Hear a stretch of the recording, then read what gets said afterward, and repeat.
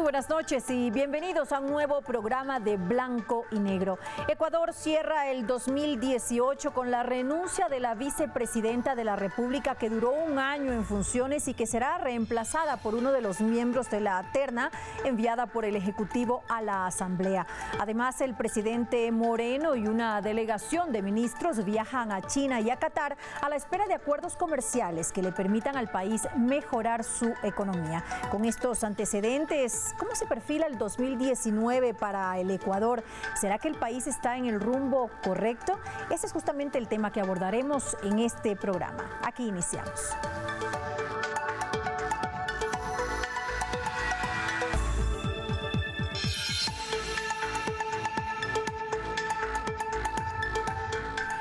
Este martes el Pleno de la Asamblea debe designar un nuevo vicepresidente. El nombre de Otto Sonnenholzner, quien encabeza la terna, suma consenso entre las diversas bancadas.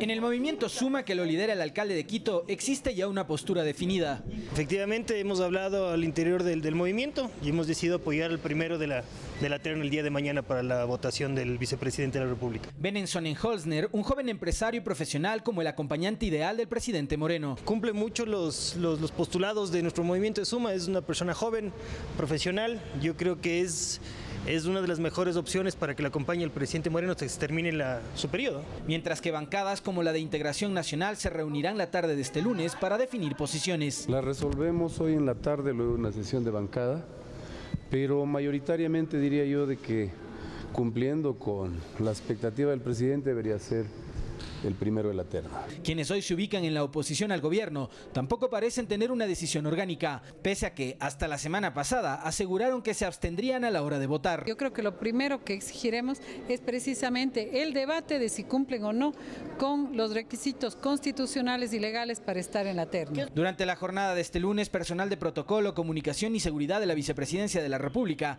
hicieron un recorrido por el Palacio Legislativo, pues se tiene previsto que una vez culminada la votación, este martes, el vicepresidente sea posesionado en su cargo. Y la comitiva ecuatoriana que viajó hacia China y que la integran representantes del sector público y privado propondrá un acuerdo parcial de comercio que incluya un mecanismo de subpartidas para productos de ambos países. Proponer a China una nueva modalidad de intercambio comercial de alcance parcial es uno de los objetivos de la delegación ecuatoriana en esta nueva visita oficial. ¿Qué significa eso? Un determinado número de subpartidas que puedan ingresar al Ecuador y que puedan ingresar a China. Eso es lo que estamos llevando y así como también esperamos regresar con buenos resultados en lo que respecta a posibles interesados para licitaciones para proyectos de inversión. Y vamos a suscribir un contrato de alrededor de 47 millones de dólares en China, precisamente para el año 2019. Ecuador busca que China otorgue arancel cero para que más productos locales ingresen a su mercado, cuyo número de consumidores asciende a cerca de 1.500 millones de habitantes. Que se pelee por reducciones arancelarias en la parte de los productos que ya tenemos posesionados en China, entre esos el camarón, el banano, las rosas, ¿no? Y de ahí el siguiente punto es la agilidad en aperturar permisos fitosanitarios para frutas y vegetales. Actualmente 250.000 toneladas anuales de banano ecuatoriano ingresan a China pagando un 10% de arancel, lo que para el empresario ecuatoriano Vicente Wong representa una desventaja frente a Filipinas, que goza de mayores beneficios y cercanía geográfica. Los filipinos están trabajando muy fuertemente en un tratado de libre comercio, dado que es parte de la comunidad asiática y tiene ventajas pues, de posicionamiento geográfico, como el caso del flete, mucho más cercano. Va sector de banano, va sector de camarón, va sector de flores, agroindustria, servicios, hotelería, turismo, etcétera. Van de algunos sectores. Lo que se quiere, como les decía hace un momento, es diversificar, no solo enmarcarnos en 2 o 3 productos, sino tener nuevos productos a su alrededor. La visita oficial a China está encabezada por el presidente de la República, Lenín Moreno. Y para conversar sobre este tema, saludamos y presentamos a nuestros invitados de esta noche. Ellos son el doctor Felipe Burbano de Lara. Él es profesor e investigador de la Flaxo, doctor en ciencias políticas. Y también nos acompaña David Chávez. Él es profesor e investigador de sociología y ciencias políticas de la Universidad Central y máster en ciencias políticas. Hacemos una breve pausa y enseguida regresamos junto a ustedes. No se vayan, esto es Blanco y Negro.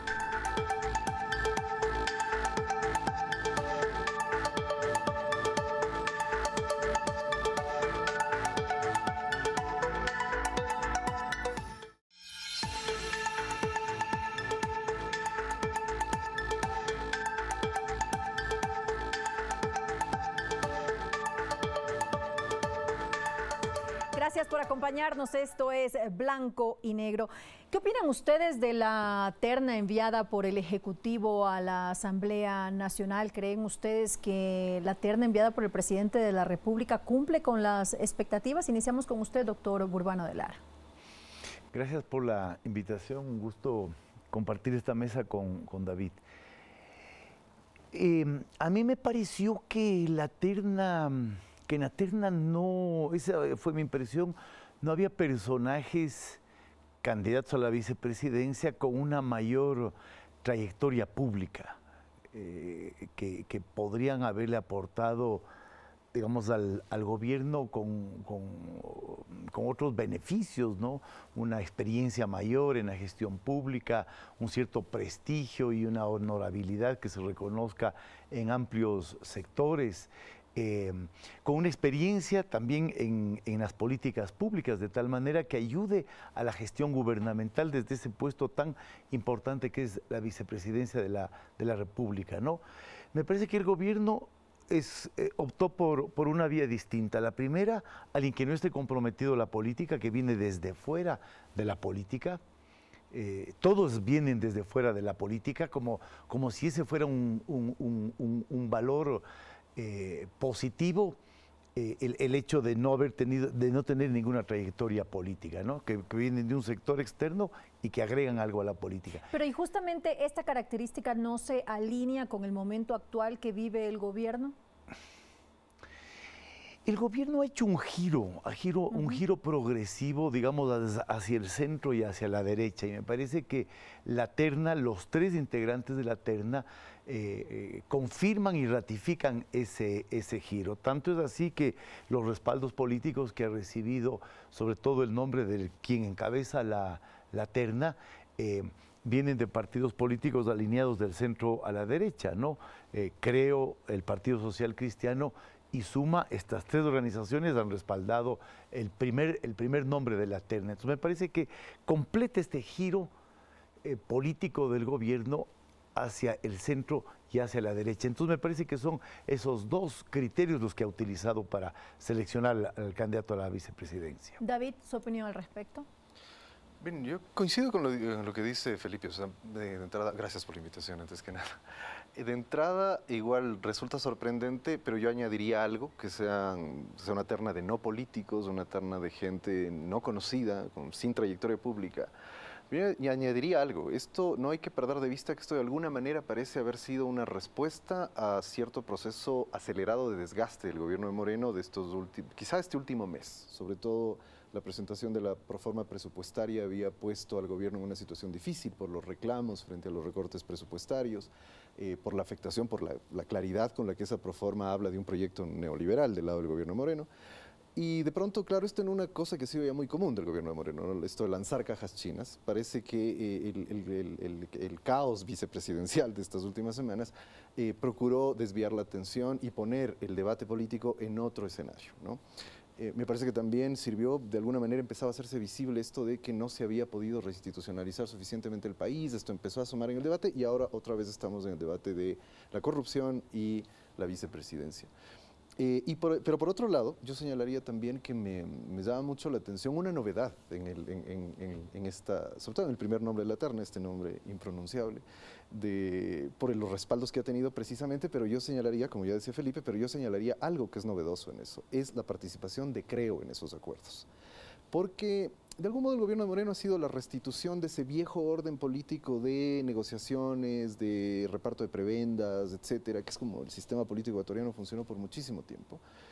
Pero había dos fuerzas políticas que habían quedado fuera de eso. Obviamente el correísmo, por obvias razones, pero por otro lado Creo, que curiosamente Creo era una fuerza política que desde las derechas trataba más bien de entrar al juego político que había establecido la Revolución Ciudadana en los 10 años. Curiosamente, ambas quedaron fuera de este nuevo momento político que representa el gobierno de Moreno. Y lo que llama ahora la atención es que Creo es parte de las fuerzas con las cuales al parecer hay un pacto para sostener, que tan momentáneo, que tan largo sea ese pacto, lo veremos luego, pero aparentemente hay un pacto para sostener al nuevo vicepresidente, ¿no? Ahora es importante tomar en cuenta si el perfil de estas propuestas cumple a cabalidad lo que sería su función principal, porque no podemos olvidar que la función principal del vicepresidente, según consta en la Constitución, es justamente reemplazar al presidente en caso de que éste falte. Esa falta de que lo mencionaba usted, doctor Burbano de Lara, al inicio de nuestro programa, esa falta de experiencia política, ¿los podría posicionar a ellos como las mejores opciones para justamente reemplazar al presidente de la República?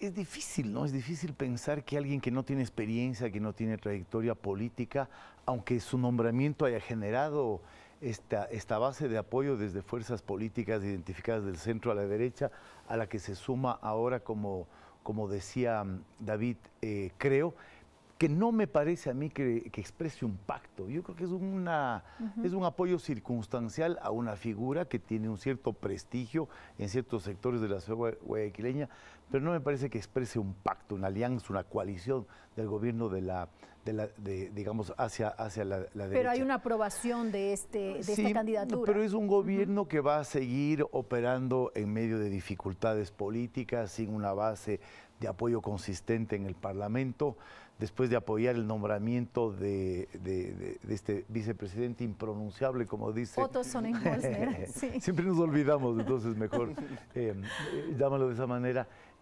Creo ya salió, hizo una crítica al viaje del presidente a China, en fin, no me parece que ahí haya un pacto duradero que defina una agenda política para la gestión gubernamental. Pero tampoco definen perfiles que puedan llenar, digamos, lo que uno esperaría de un vicepresidente en caso de que tenga que ocurrir o que ocurriese este hecho impredecible de tener que reemplazar al presidente de la República. Más bien, creo que han buscado una persona de perfil bajo, alguien que no esté involucrado en la política, alguien que no le haga sombra al presidente Lenín Moreno. Yo creo que es un poco la tónica de la estructura de gobierno y del gabinete del presidente Moreno, que estén un poco bajo la sombra del presidente. Y entonces me parece que es más bien por esa línea que ellos han optado, ¿no? Ahora, dejando de lado el tema del vicepresidente, David, el año 2019 es un año de elecciones seccionales en esta ocasión y falta muy poco para que se lleven a cabo. ¿Cómo se avisora este panorama de elecciones con todos los sucesos que han ocurrido en este 2018? Aunque todavía es difícil prever cómo van a ir esas seccionales, todavía se están calentando motores, digamos, y estamos en precandidaturas, hay una alta fragmentación política. Pero las elecciones en términos generales van a ser un momento de consolidación de este cambio tan importante que ha sido este año y medio en la correlación de fuerzas políticas. Yo creo que las elecciones del 2019 van a ser el momento de las derechas, ¿no? En el amplio sentido, ¿no? Desde derechas locales, nacionales. Y yo entendería que por ahí está también esta vinculación de, creo al parecer, en esto de apoyar al gobierno, al menos en esto, como son los pactos, ¿no? O sea, yo es decir, que pueden tener mayor fuerza los movimientos de derecha en esta ocasión. Yo creo que a ver, la lógica sería, el gobierno de Moreno se ha encargado, creo que una de sus labores fundamentales en este gobierno de transición, que es como se le ha señalado desde muy temprano en funciones, uno de los objetivos fundamentales era neutralizar al correísmo. Digamos que en las mentes más calientes del gobierno y de la oposición de derecha, sepultar el correísmo. Hay indicios que muestran que no, pero lograron golpearlo, debilitarlo mucho y sobre todo neutralizarlo políticamente. Eso ha generado indudablemente un vacío de poder del cual el propio Moreno es víctima, es decir, esto de estar en estos pactos inestables, permanentes, etcétera, es producto de haber generado este hueco ahí, este vacío de poder que tiene que ser llenado por nuevas fuerzas políticas. Después de 10 años de una fuerza arrolladora que era la de Alianza País, obviamente ese vacío político tiene que llenarse con nuevas fuerzas políticas toda vez que el correísmo está neutralizado. ¿Cuáles son las fuerzas que tienen más capacidad de hacer eso? Alianza País no, porque Moreno también se encargó de implosionar su propio partido.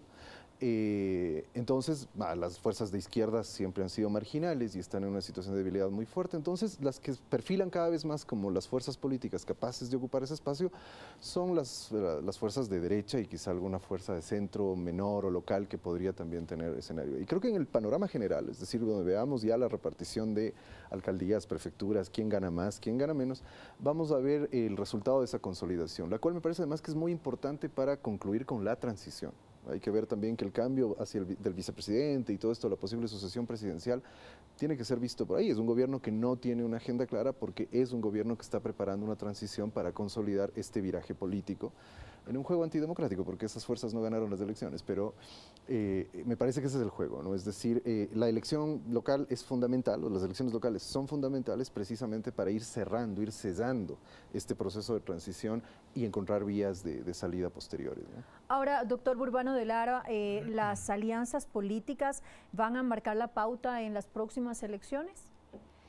No creo. Me parece que vamos a ir a un escenario de dispersión, de fragmentación. Yo creo que estas fuerzas políticas que hoy se están reposicionando en el escenario no son fuerzas que tengan una gran proyección nacional. Me parece que este vacío político que efectivamente se produjo con la transición es un vacío muy profundo, es un vacío de liderazgo político. Después de 10 años de un personalismo tan fuerte y de conducción caudillista tan fuerte en la política ecuatoriana, el reverso iba a ser un vacío, y mucho más si esa transición vino, como efectivamente se produjo, con una ruptura con el correísmo y con una implosión de Alianza País. Pero no creo que va a haber alianzas, me parece más bien que lo que va a haber es una dispersión, una fragmentación de fuerzas que va a expresar más bien el vacío antes que el ascenso de otros partidos, ¿no? Recordemos además que han habido varias alianzas fallidas en los últimos tiempos, como justamente el movimiento Alianza País con Revolución, el autodenominado ahora Revolución Ciudadana, o en muchos, creo también con Suma, han habido algunos quiebres. Los partidos están muy débiles, siguen estando débiles, porque los partidos fueron arrasados por el ascenso vertiginoso que tuvo Alianza País en la última década. En el Ecuador se produjo un fenómeno inédito, que es el aparecimiento de una fuerza, que tenía una proyección nacional. Eso no lo habíamos visto desde el retorno a la democracia, yo diría no habíamos visto en la historia política del Ecuador. Pero esa fuerza está dividida, está fragmentada. Eso ya no hay, eso ya no existe. Va a ser una fuerza con presencias muy aisladas y muy fragmentadas. Y los otros partidos, creo, el Partido Social Cristiano, me parece que son partidos que recién están intentando, en el caso de los social cristianos, reconstituirse, y en el caso de Creo, consolidar su proyección nacional, pero no veo. Y lo que está ocurriendo en Quito me parece que es un reflejo de la política nacional, ¿no? Hay como 18 precandidaturas para la alcaldía de Quito. Eso lo que muestra es un profundo vacío de liderazgo y de organizaciones políticas. Y yo creo que esa va a ser la tónica de las elecciones el próximo año. David, ¿qué tan importante va a ser el próximo año, justamente tomando en cuenta todo lo que estamos hablando, para los partidos políticos, tomando en cuenta que en el 2021 tenemos elecciones? Entonces, ahora pues, es una especie de medición que van a poder hacer los diversos partidos políticos de cómo están asentados, como lo estábamos diciendo, para las próximas elecciones, para prepararse. Sí, yo creo que sí, pero ahí coincido con Felipe en que efectivamente lo que se va a evidenciar es la debilidad de esas fuerzas políticas, que viene precisamente por el vacío de poder, que lo hemos evidenciado en este año y medio. Es decir, digamos, Moreno ha gobernado en un pacto inestable y todo lo que se quiera con algunas de esas fuerzas, ¿no? El proyecto político que Moreno y el proyecto económico que Moreno ha tratado de poner en marcha es el proyecto de esas fuerzas políticas. Y lo que hemos podido ver en año y medio es que ahí no hay en realidad un proyecto político, que es más bien un remozamiento de ciertas líneas de la visión de la gestión política, la gestión económica propias del neoliberalismo, del anterior sistema político, que están de algún modo un tanto esclerotizadas, por decirlo así, ¿no? O sea, que son, para usar palabras del vicepresidente de Bolivia, es el neoliberalismo zombie. O sea, ahí no hay proyecto, es volver sobre esto, y no hay una dificultad enorme para estas fuerzas de construir un proyecto de derechas, ni siquiera la discusión sería ideológica si es de izquierdas o derechas, un proyecto de derechas, pero precisamente de alcance nacional, un proceso de desarrollo, un proyecto de desarrollo que permita mirar con claridad ciertos objetivos, un proyecto de gestión de Estado. O sea, en este tiempo lo que han demostrado es una enorme incompetencia en el manejo del Estado. O sea, es decir, cada proyecto que se lanza es un globo ensayo que parece que surgió de la cabeza de algún asesor poco antes de la declaración pública. Y me parece que ahí es muy difícil llenar ese vacío que dejó el correísmo, con sus problemas y todo, con ese tipo de política. O sea, para empezar, lo que yo decía, la deslegitimidad con la cual estas fuerzas han llegado al poder. O sea, es decir, gana un proyecto político y a partir de este viraje y esta implosión del proyecto político del partido que ganó las elecciones, llegan al poder. Entonces yo creo que todo eso ha desgastado a esas fuerzas, eso es cierto. En las elecciones seccionales, insisto en ello, coincidiendo de nuevo con Felipe, en esto de la fragmentación, la dispersión, me parece que se expresa precisamente la incapacidad de mostrar un proyecto en ese sentido y este historial, es decir, pero hay fuerzas políticas que parece que podrían fortalecerse, y menciono al Partido Social Cristiano. Se mantiene su fortaleza en Guayaquil, por ejemplo, para la posible para la candidata para la alcaldía, y tal vez se fortalezca a nivel nacional. ¿Usted qué opina? Yo creo que va a ser fuerte en Guayaquil, es probable que gane que continúe siendo fuerte en Guayaquil, porque en Guayaquil, sí, digamos que consolide ese espacio local, que desarrolle de la mano de Nebot algún tipo de proyección nacional, pero no veo con claridad esa posibilidad y esa capacidad. Entonces, ¿usted no considera que se va a fortalecer a nivel nacional el partido? Yo le veo débil. Sí, siempre le he visto, digamos, le he visto fuerte al Partido Social Cristiano en el ámbito local. Ni siquiera he visto una presencia fuerte en el ámbito regional, en las provincias de la costa.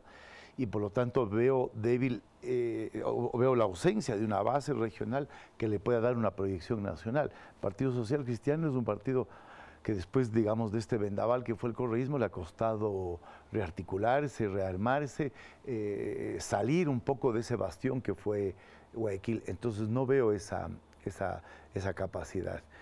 Sin embargo, lo que nos va a mostrar de alguna manera estas elecciones es, digamos, una reconfiguración del escenario político, porque cambió el sistema de partidos, el colapso de Alianza País es un colapso importantísimo que no alcanzamos a dimensionar bien. Y no sé si es que el gobierno esté sufriendo de una crisis de legitimidad. Creo que tiene un problema político para operar el gobierno, pero digamos se ha ido legitimando, al menos de un primer momento, también de las herencias del correísmo, ¿no? Porque es un discurso que se ha levantado con mucha facilidad. El gobierno está haciendo una agenda de gobierno por la cual los votantes no se pronunciaron, pero la agenda de gobierno por la cual los votantes aparentemente se pronunciaron era una agenda que no tenía viabilidad. O sea, el escenario con el que se encontró Moreno era un escenario tan complejo, tan difícil, que pensar en la continuidad de la revolución en esas condiciones era muy difícil. Pero vamos a ver una redefinición del escenario de fuerzas políticas. Me parece que no va a salir una fuerza claramente dominante en las elecciones del próximo año, como para decir la política se va a encaminar en esa dirección. Entonces nos va a dejar un poco un panorama. No vamos a tener claridad tampoco en el próximo año. Yo creo que no. Digamos, en términos de estas elecciones, yo creo que hay que pensar las elecciones locales desde otra perspectiva. Este análisis que estamos haciendo es un análisis que hay que hacer, pero me parece que estas elecciones tienen que volver a la idea de gobiernos locales fuertes, de consolidar democracias a nivel local, de potenciar las capacidades de gestión a nivel local, de volver un poco sobre el proyecto de descentralización del Estado que quedó tan desdibujado durante la Revolución Ciudadana por este dominio de un proyecto estatal muy centralista. Entonces yo creo que hay que volver a pensar eso, ¿no? Cómo los gobiernos locales pueden fortalecerse, pueden volver a constituirse en espacios de democratización, más allá del escenario de fuerzas políticas que nos va a mostrar la elección del 2019. Ahora, en el 2019, ¿cómo ven ustedes la aceptación de los ciudadanos de la gestión de gobierno? ¿Se va a mantener? ¿Se va a ver afectada? Porque obviamente van a haber ya medidas económicas que están sobre la mesa y eso incide obviamente en la aceptación de la ciudadanía, David. A ver, yo quiero insistir más bien en eso de que sí está muy deslegitimado el gobierno. O sea, podríamos decir que hubo un momento, que fue el de la consulta popular, en donde también no es que quienes votamos en la consulta popular, los ciudadanos ecuatorianos, dimos carta abierta para que se hagan muchas de las cosas que se están haciendo. Tuvo una aprobación del 80% la gestión del gobierno en esa época. En ese momento estaban muy altos, ¿no? Yo voy a citar solo las cifras del Latino Barómetro. Justo en la época de campaña de 2017, Moreno tenía una aceptación de alrededor del 66%, una aprobación de gobierno del 66%, ahora está en el 46%. Bueno, no ahora, a inicios de este año, además, porque esa medición se hace en los primeros meses de cada año. Y 20 puntos en un año. Y todas las encuestas, o buena parte de las encuestas, están mostrando una caída en picada de la aprobación del gobierno. Y me parece que es precisamente porque creo que con todo el manejo político que ha hecho el gobierno, creó unas expectativas demasiado grandes sobre lo que iba a hacer. Y no fueron capaces de cumplir con esas expectativas. Y entonces me parece que eso ha deslegitimado significativamente al gobierno, pero insisto en que eso tiene que ser leído en clave de transición. Al gobierno, a Moreno, a su gente, no les interesa ni consolidar fuerza política, ni disputar elecciones después. Entonces, más bien creo que este juego de hacer el trabajo sucio, que un gobierno que pueda llegar con más fuerza política desde las derechas no tenga que hacerlo, me parece que es una de las misiones casi que está cumpliendo el gobierno de Moreno. Entonces, como no interesa conseguir legitimidad, pueden hacer cosas como decir a las universidades sí vamos a devolverles el presupuesto, pero busca quien te dé más o menos, ¿no? Porque después es todo un lío legal que uno no sabe cuándo van a devolver el presupuesto, cuándo van a restituir en la proforma presupuestaria el presupuesto a las universidades, por ejemplo. Entonces me parece que no interesaría siquiera de alguna manera revertir ese proceso de deslegitimación, ese proceso de desgaste político, porque no son una fuerza que tenga interés de prolongarse en el poder, quedarse en una reelección eventual, consolidar un fuerte partido político. Habríamos tenido un escenario muy distinto y muy interesante si la fracción de Lenin Moreno en Alianza País habría tratado de llenar ese hueco político del correísmo con un proyecto inclusive de partido y demás, pero tampoco creo que fue la vía. Entonces yo creo que la tendencia, quizá lo puedan parar, me parece que este juego del cambio de vicepresidente, de la vicepresidenta al nuevo vicepresidente, puede ayudar un poco a contener esa caída. Pero luego, evidentemente, veamos cómo termina la proforma presupuestaria, veamos qué nuevas medidas económicas vienen luego. Creo que un poco el show de todo es culpa de Correa también ya no funciona tanto, ¿no? Precisamente por sus propios errores, por cosas como todo lo que hacen los chinos está mal, pero ahora vamos a buscar un acuerdo comercial con China. Eso deslegitima mucho frente a la opinión pública, pero sin embargo yo creo que eso es volver a cómo funcionaba el orden político ecuatoriano antes. O sea, piensen ustedes en figuras como Lucio Gutiérrez. Gutiérrez se mantuvo un buen tiempo con una muy baja aprobación y en pactos con todos los pactos inestables, con todas las fuerzas políticas con las que podía. Claro, eso le costó que en un momento dado caiga el gobierno, pero creo que eso no es un escenario plausible ahora al menos. Yo creo que estamos volviendo a esa forma de gestión. Todos los gobiernos débiles que viven el fuego cruzado de distintas fuerzas políticas y grupos de presión que los van poniendo bajo su mando en función de quién tiene la posibilidad de subordinarlo, digamos, ¿no? Y esas subordinaciones siempre son inestables, siempre son parciales, siempre demoran poco, en fin. Entonces me parece que estamos volviendo a esa forma de gestión de la política.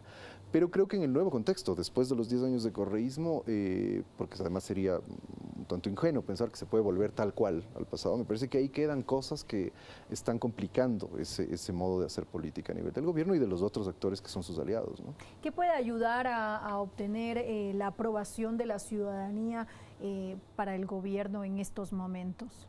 Por ejemplo, la lucha contra la corrupción, que fue un ofrecimiento del gobierno actual. ¿Se ha cumplido con esto? Hemos tenido un montón de casos que han salido a la luz en los últimos tiempos. Y al menos los últimos han sido, como el tema de las asambleístas o de la vicepresidenta, han sido resueltos, digamos resueltos por utilizar alguna palabra, pero se lo ha manejado de alguna manera. ¿Usted no considera, doctor Urbano de Lara, que esto la gente lo puede ver como aprobando estas gestiones? Sí, yo creo que en la primera etapa lo que legitimó al gobierno y le dio fuerza fue el desmontaje del correísmo.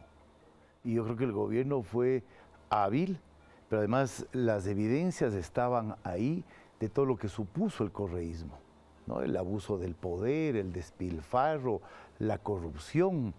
el manejo poco transparente de los recursos públicos. Yo creo que ahí encontró el gobierno en esta descorreización una fuente enorme de legitimación, pero eso tiene un límite. Y el gobierno lo que ha venido es, a través de distintos momentos, depurándose a sí mismo para configurar una estructura de gobierno que le dé una identidad más clara, una personalidad más clara, un liderazgo dentro de la manera de ser de Moreno más clara. Pero ahora tienen que empezar a proponer cosas distintas, ¿no? Y yo creo que ahí los retos son la corrupción. O sea, a mí me impresionó cómo la vicepresidenta cayó en una semana. Digamos, y cayó en una semana porque, digamos, hay una sensibilidad en este momento frente a los temas de corrupción. Nadie le defendió. Entonces creo que sigue siendo un espacio, digamos, de lucha política la corrupción, pero tiene desafíos enormes, ¿no? Y marca una diferencia, porque, por ejemplo, esto no lo hubiéramos visto en el gobierno anterior. ¿O ustedes piensan que sí se pudo haber manejado de esta manera, David?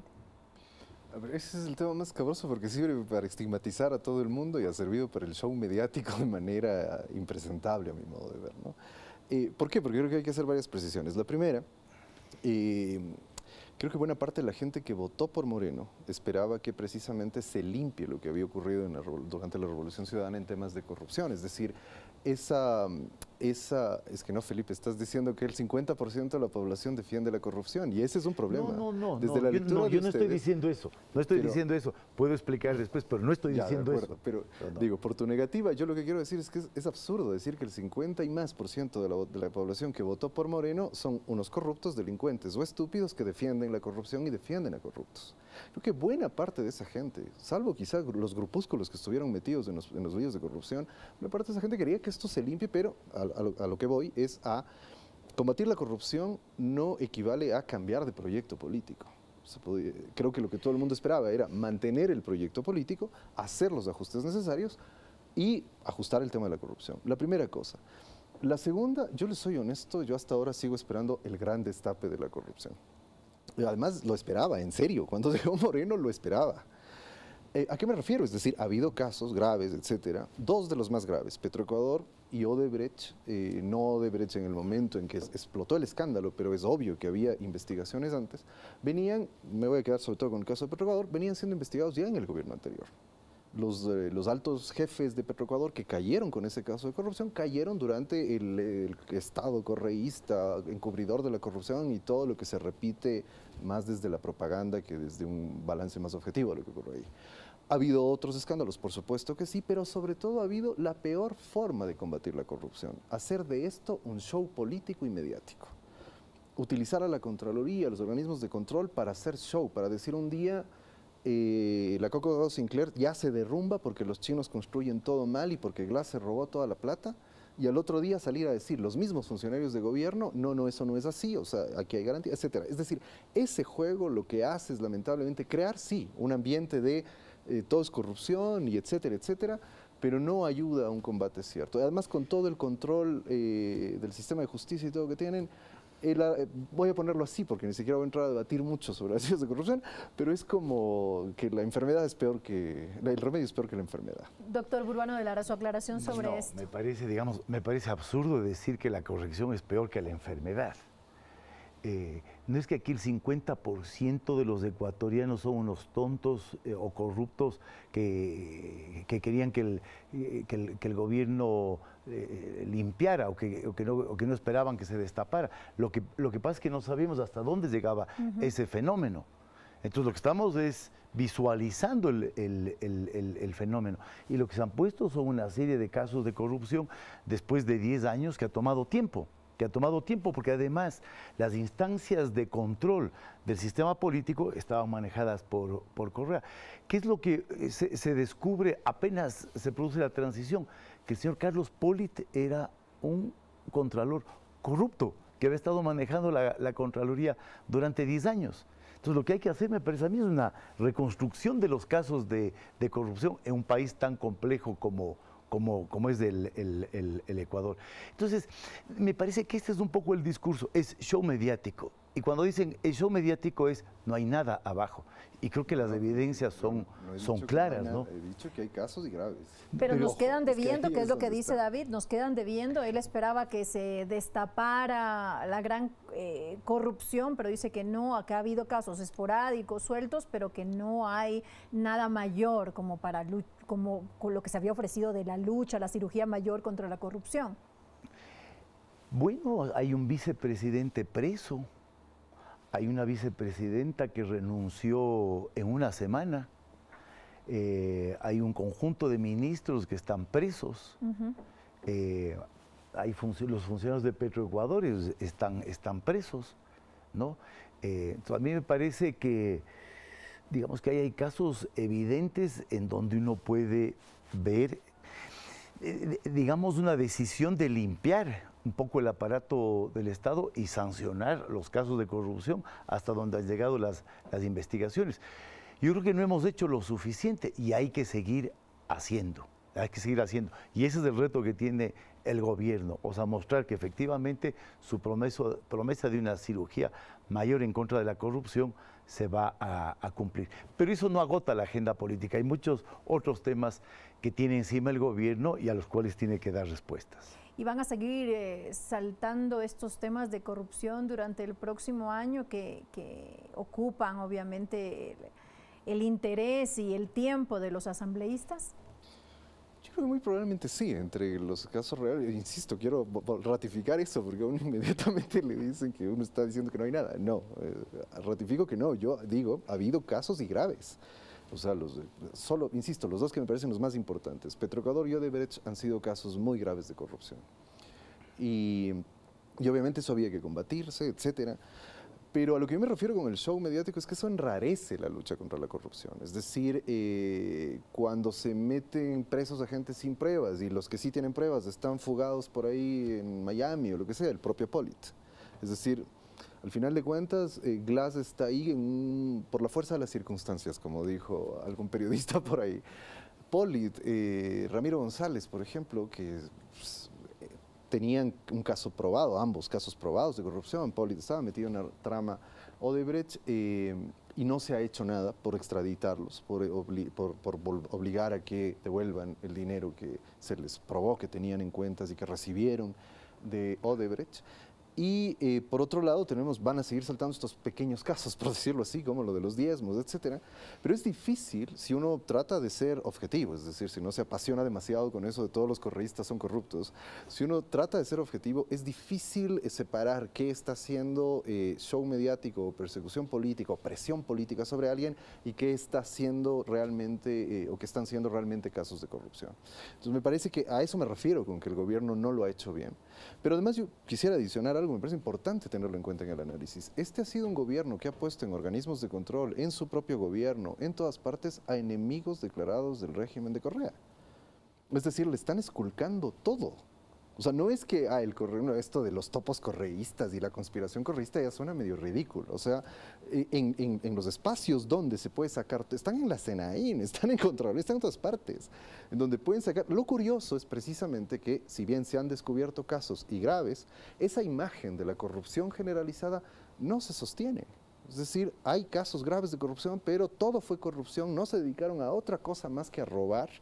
Eso no se sostiene, eso ha sido más un juego político y un juego de show mediático para neutralizar al correísmo como fuerza política. Bueno, hacemos una breve pausa y enseguida regresemos junto a ustedes. No se vayan, esto es Blanco y Negro.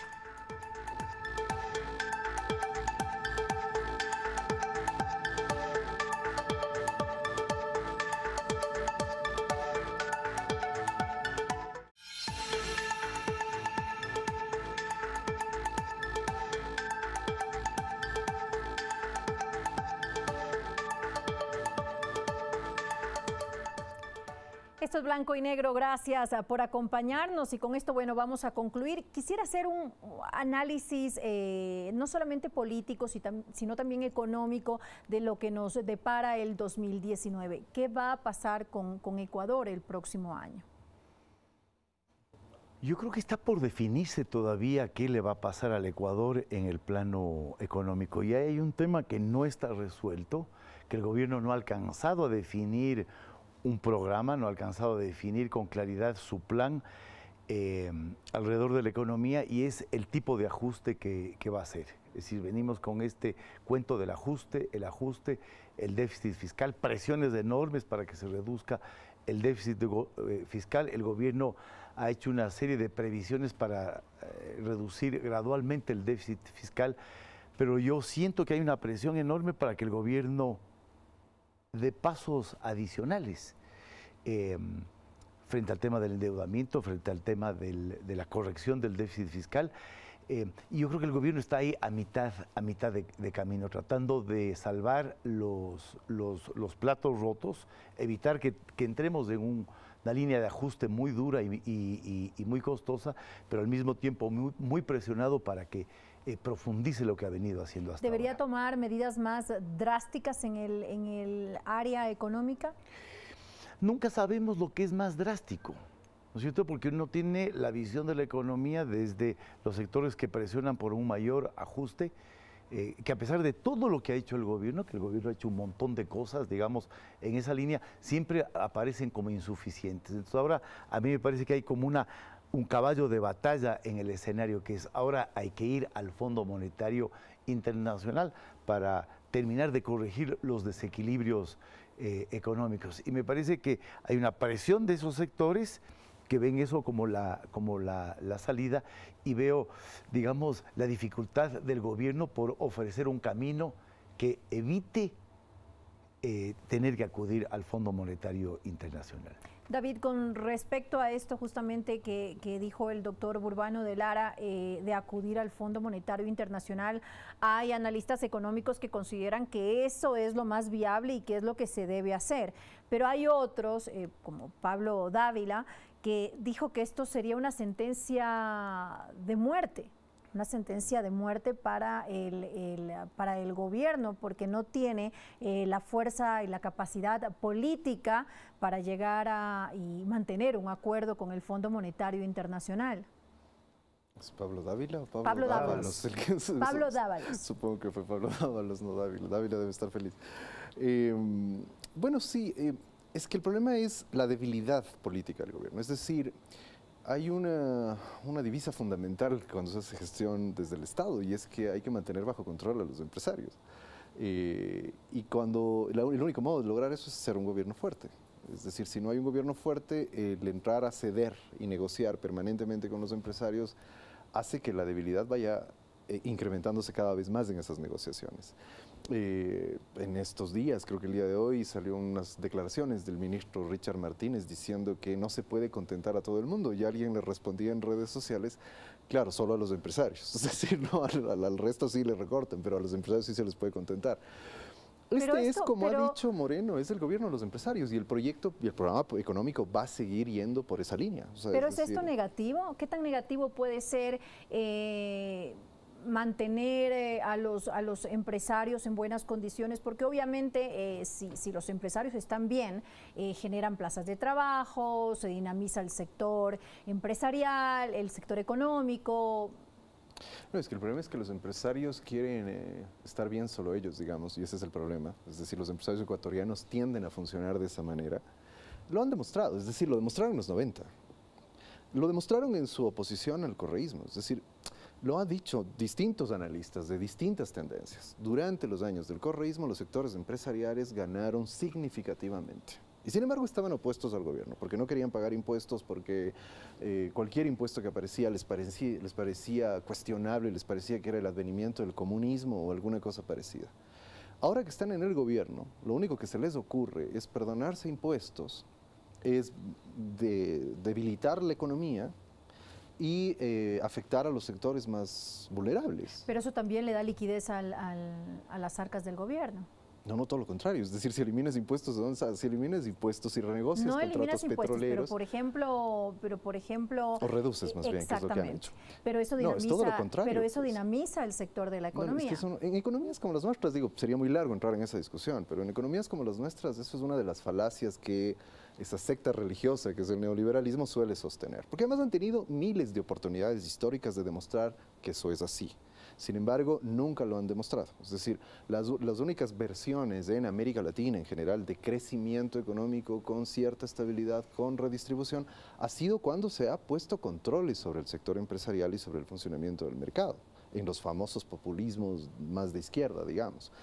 Entonces me parece que haber dinamitado ese proyecto político es quizá una de las cosas más dramáticas que ha ocurrido para el Ecuador. A nombre de la corrupción, el autoritarismo, en el fondo uno de los objetivos esenciales era este cambio del programa económico para pasar a un programa económico que favorezca a los empresarios, que viene ya consolidado desde hace rato. Yo discreparía con Felipe en aquello de que están tratando de contener, ¿no? Es casi como una política a lo Macri, vamos gradualmente. Pero, claro, los sectores más extremos están pidiendo políticas de shock, pero la línea general de ir apuntalando un proyecto de carácter más neoliberal, insisto en aquello de este neoliberalismo zombie que no resuelve los problemas, que solo produce crisis económica, será la tónica la que nos seguirán por las que nos seguirán conduciendo. Digamos. Bueno, con esto finalizamos, nos quedó corto el tiempo para hacer un análisis más amplio del ámbito económico. Les agradecemos por habernos acompañado esta noche en Blanco y Negro. Y a ustedes también, amigos televidentes, Ecuador es un país que debe avanzar en muchos aspectos y para eso necesita del diálogo de todos los sectores, como lo ha señalado el presidente Lenín Moreno, pero sobre todo necesita de la acción, no solamente de las autoridades, sino de todos los ciudadanos para que este sea un mejor país. En el 2019 el presidente Moreno transitará la mitad de su periodo de gobierno y es indispensable que las personas que ha elegido para que le acompañen en las distintas carteras de Estado puedan alinearse a su visión y que más allá de ideologías todos trabajen firmes por el bien de los ecuatorianos. Como vimos en el programa, el camino no será fácil, el país aún no está en su mejor momento, pero esperemos que lo que está por venir sea mucho mejor. Nos vemos la próxima semana, gracias por acompañarnos.